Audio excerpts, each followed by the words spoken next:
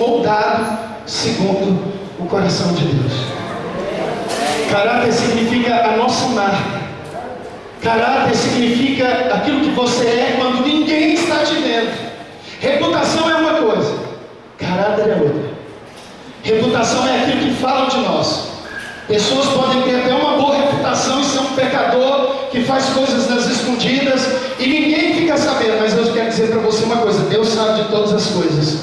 Caráter é aquilo que você é quando ninguém está te olhando. E eu faço uma pergunta para você nessa noite. Essa é uma pergunta que eu faço para mim todos os dias. Como é que está o meu caráter diante de Deus?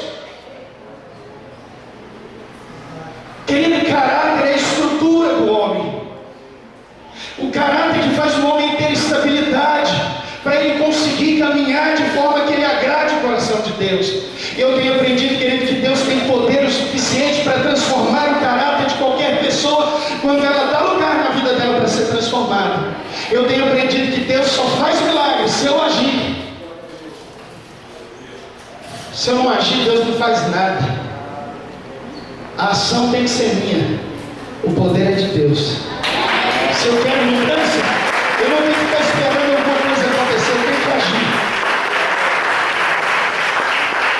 O Espírito Santo vai mostrando para a gente áreas da nossa vida, onde Ele quer lapidar, onde Ele quer transformar. E nós temos que estar com o nosso coração quebrantado para ter um entendimento daquilo que Deus deseja em nós. Eu acho que a última vez que eu ministrei aqui, eu falei sobre as características de um coração quebrantado.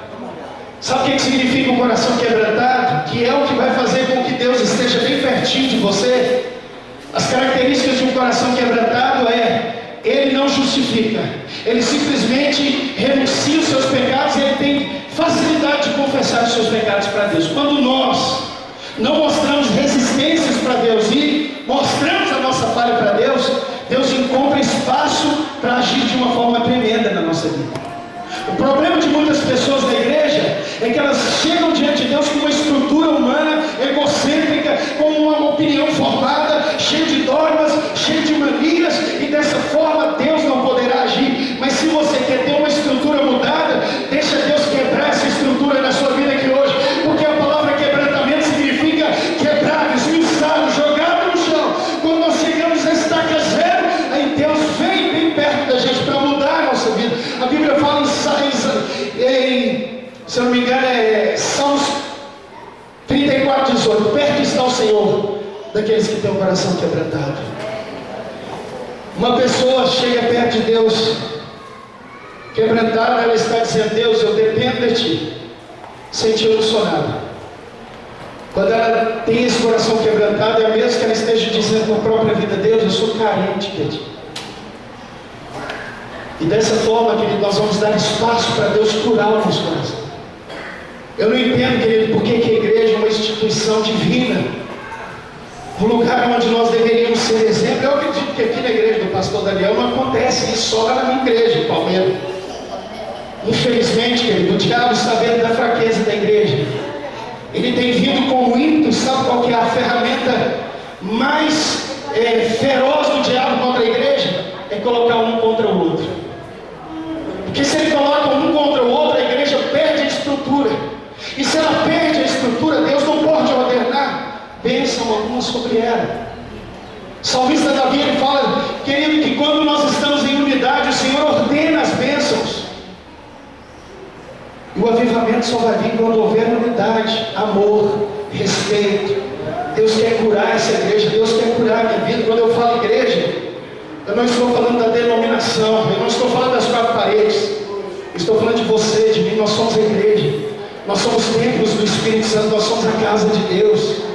O Espírito Santo habita em nós, e Deus quer curar o nosso coração, para moldar, querido, em nós o nosso caráter, para que eu e você tenhamos a capacidade de viver bom relacionamento com as pessoas da igreja. Porque se eu não amo aqui dentro, não fica pensando que eu vou amar lá fora, porque eu não vou, não. É hipocrisia, é mentira. O amor tem que começar em primeiro lugar aqui, porque aquele que não cuida disso de casa não pode cuidar lá fora.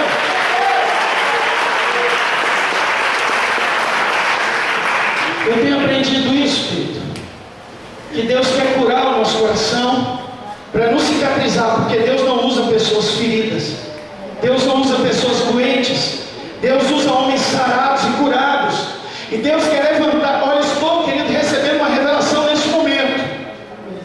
Deus está dizendo ao meu coração que Ele quer levantar uma geração de curados aqui, para que você tenha condição de servir outras pessoas.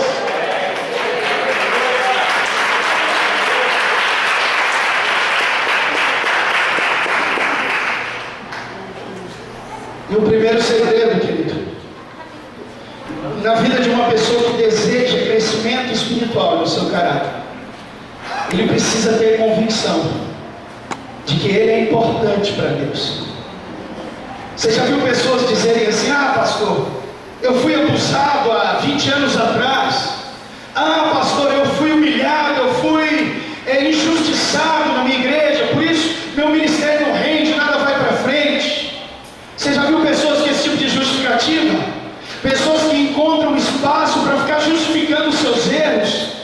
Querido, muitas de nossas falhas e muitas injustiças que achamos que estamos vivendo é culpa nossa mesmo, não é dos outros e nem de Deus.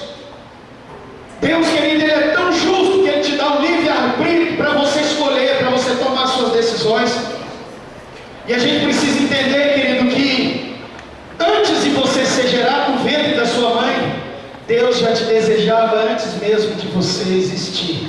Então não há motivo algum para você andar aí pensando que você é injustiçado, que esquecer de você, que não lembra de você. Pode até o mundo esquecer de você, pode ser que a sua família se levante contra você, mas saiba de uma coisa: tem alguém nesse momento que lembra de você, que torce por você, que acredita em você, mas que ele deseja que você se posicione para que haja libertação, porque só o liberto pode libertar outras pessoas, querido. Houve uma época lá em Palmeiras das Missões que eu estava abrindo igreja, pastor Daniel, em muitas cidades ao redor, e era só angústia, era só problema, as igrejas com problema. Chegou um momento assim que Deus trouxe uma revelação, eu fechei todas as igrejas, e as que não quiseram fechar, eu emancipei. E eu falei: eu não vou mais abrir igreja enquanto eu não tiver discípulos autênticos que queiram seguir a visão conforme Deus tem dado ao meu coração. Sabe, querido, Deus está trazendo esse tempo de discipulado na igreja. Não é à toa que o seu pastor convida você para os estudos, para os discipulados. É porque através do discipulado é o momento onde ele consegue parar para te mostrar revelações e coisas que você não sabe ainda. E nós temos aquele ritmo de servir uma igreja, mas você não pode só servir a igreja sem antes você servir a Deus. Sabe o que significa discipulado? É estar debaixo da missão de uma outra pessoa. Eu tenho aprendido, querido, que só seremos olhados e encontrados diante de Deus de forma digna se nós quisermos realmente ser discípulos de verdade. A Bíblia fala, querido, que aquele que quer vir após mim, a primeira coisa ele deve negar a si mesmo. Isso tem que ser uma coisa feita de forma espontânea, não pode ser forçado.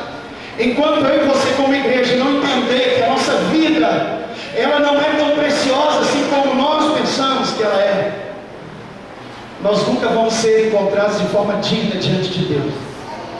Porque para ser discípulo, em primeiro lugar, querido, você tem que estar disposto a estar do lado do seu discipulador, daquele que cuida da sua vida.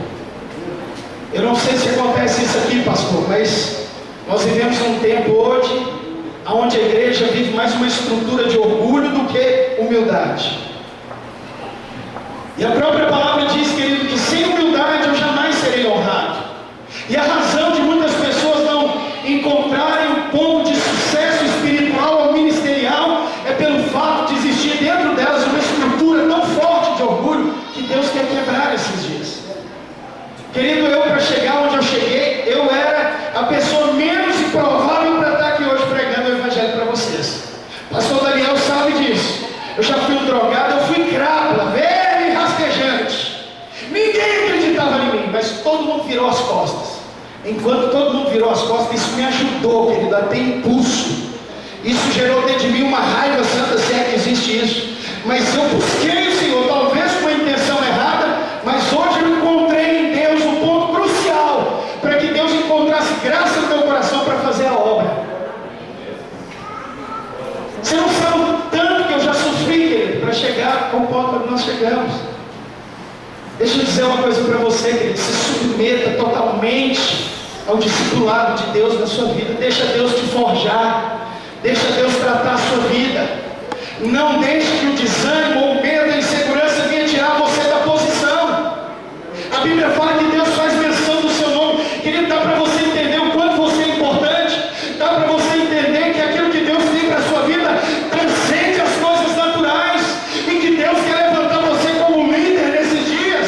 Porque Deus vai te dar tanta visão profética que você vai começar a enxergar coisas que ninguém consegue ver. Você vai começar a fazer diferença na sua igreja. Porque na vida de todo líder, querido, há uma visão, há uma direção, um propósito. Eu tenho visto, querido, que muitos crentes, pastor Daniel, eles não têm propósito, eles não têm um alvo. E por não ter esse propósito particular, próprio, seu, em relação a Deus, eles estão que nem chiclete na boca de banguela de um lado para o outro. Muitos chegam na